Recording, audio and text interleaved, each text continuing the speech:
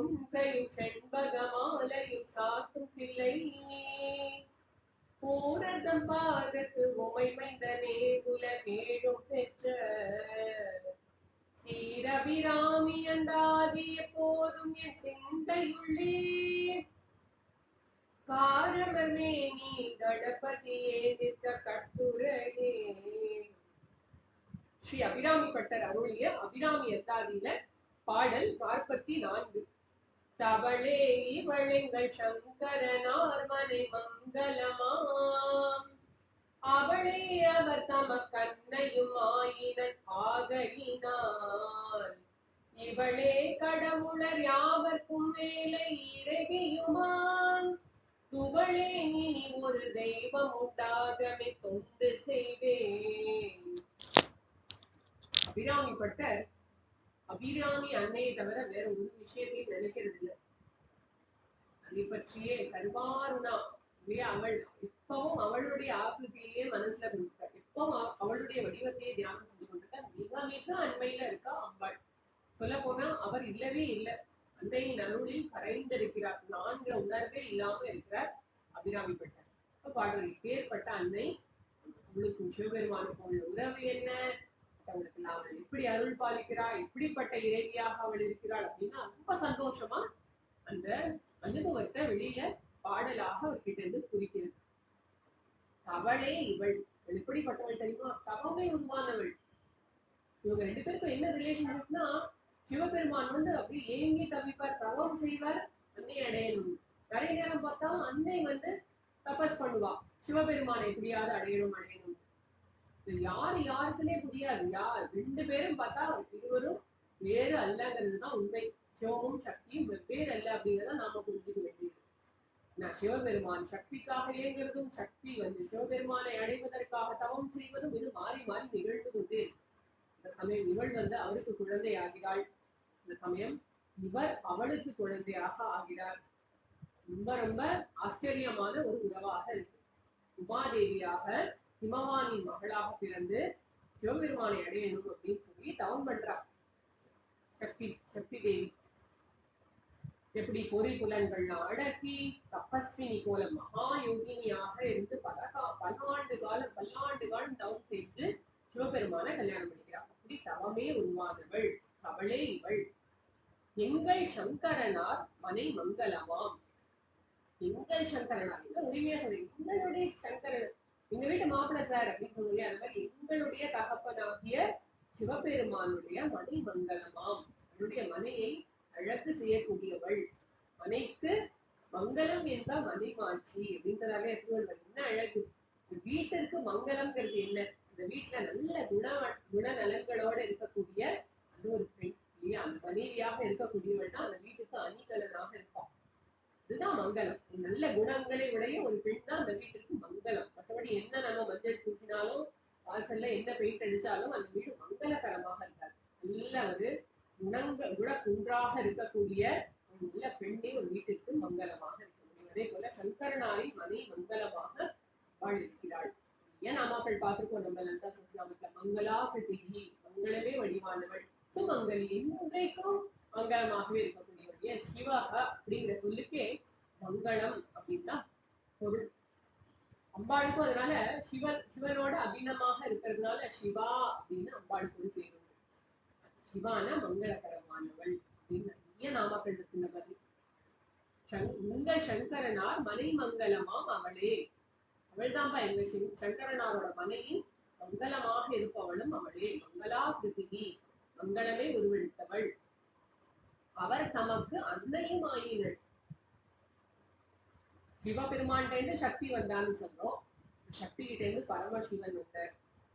அதனால வந்து அம்பாள் தான் வந்து எல்லாரையும் சிருஷ்டி பண்ணான். பிரம்மதேவன், விஷ்ணு, அப்புறம் சிவபெருமான் ருத்ரன், அப்புறம் அவங்களுடைய பத்னிகளாக அவங்களுடைய சக்திகளாக எல்லாரையும் சிருஷ்டி பண்ணவள் அம்பாள். அதனால அவள் தான் அனைவருக்கும் அன்னையாக இருக்கிறாள்.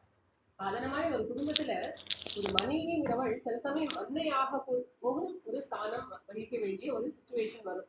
சில சமயம் தர்மத்துல சில கஷ்டங்கள் வரும் பொழுது மனைவியானவள் அந்த கணவனுக்கு தாயாக இருந்து சில விஷயங்களை எடுத்து சொல்ல வேண்டியதா இருக்கும். இல்ல இப்படி செஞ்சாதான் சரியா இருக்கும், இப்படிதான் நீங்க செய்யணும் அப்படின்னு உறக்க சொல்ல வேண்டிய ஒரு அன்னையாக அல்ல அந்த ரூலர்ஷிப்பை காட்ட வேண்டிய ஒரு தருணங்கள் வரும். இதை நம்ம வாழ்க்கையிலேயே நம்ம நிறைய இடத்துல பார்க்கலாம். இதே போல பரமசிவனுக்கும் அம்பாள் அன்னையாக இருக்கிறாள். பிரம்ம கீட்ட ஜனனி இல்லையா, எல்லாருக்கும் அன்னை இல்லையா அவள். கொழு பூச்சியிலிருந்து பிரம்மதேவர் முதல் சிவபெருமான் விஷ்ணு அனைவருக்கும் அன்னையாக இருக்கக்கூடியவள். அவர் தமக்கு அன்னையும் ஆயினர். ஆகையினால் பரமசிவன் யாரு? மகாதேவன், தேவதேவன், மகாதேவன் இல்லையா, தேவர்களுக்கெல்லாம் தேவனாக இருக்கக்கூடியவர். அவருக்கு மேல யாரும் இல்லைன்னு சொல்றோம். அப்படிப்பட்டவருக்கு இவர் இவள் அம்மா அப்படின்னு சொன்னதுக்கு அப்புறம் ஆகையினால் அப்படி சொல்லிட்ட பிறகு இவளே கடவுளர் யாவருக்கும் மேலை இறைவியுமாம். நம்ம என்ன கடவுள்கிட்ட போய் என்ன பிரார்த்தனையை வச்சாலும் ஒரு பயம், இது ஒரு வேளை நடக்காம போயிடுமோ, இதற்கு மேல நம்ம ஏதோ கொஞ்சம் குறை வச்சுட்டோமோ, இதை விட பெரிய சக்தி இருக்குமோ அப்படின்னு. ஆனா இவளுக்கு மேல அபிராம அன்னைக்கு மேல வேற யாரும் இல்லை. ஏன்னா உலகத்திலேயே சிருஷ்டி ஸ்திதி எல்லாம் பண்ணி எல்லாரையும் பாதுகாத்து கொண்டிருக்கிறவர் சிவபெருமான். அந்த சிவபெருமானுடைய அன்னை இவர். அவளுக்கு மேல வேற யாரும் கிடையாது. அதனால என்ன கடவுளை சொன்னாலும் அவங்க எல்லாருக்கும் இவளே மேலை மேலே இருப்பதனால் இவள் மேலை மேலை இறங்கி மேலே இருக்கக்கூடிய கடவுள் இவள்தான். ஆகையினால என்ன துவளேன், நான் வந்து துவண்டே போக மாட்டேன். எனக்கு என்ன கஷ்டம் வந்தாலும் சரி அத்தனையும் அன்னை எனக்கு கொடுக்கக்கூடிய ஒரு இது, ஒரு பரிசு, ஒரு அனுபவம், அவ்வளவுதான். எனக்கு எதை சொல்லி தரணும்னு நினைக்கிறா.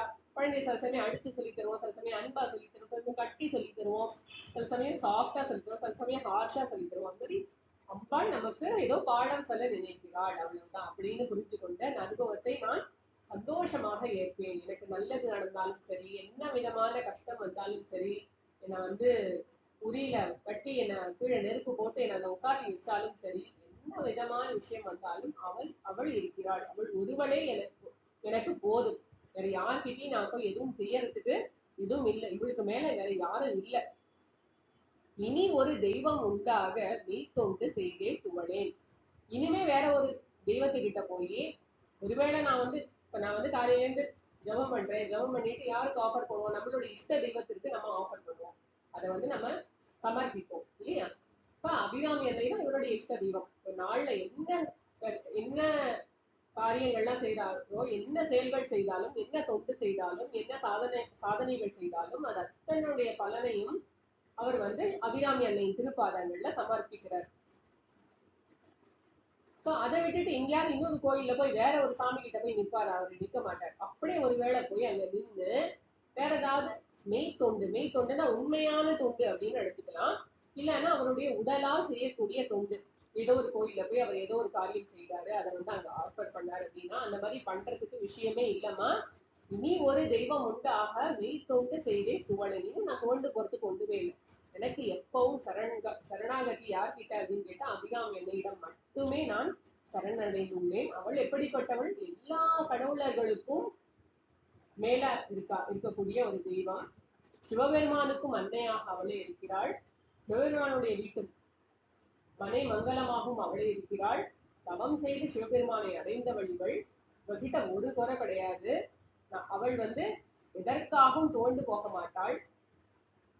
யார சரணடைஞ்சா நாம எந்த விஷயத்துக்காகவும் துவண்டு போக மாட்டோமோ அப்படிப்பட்டவள் அம்பிகை.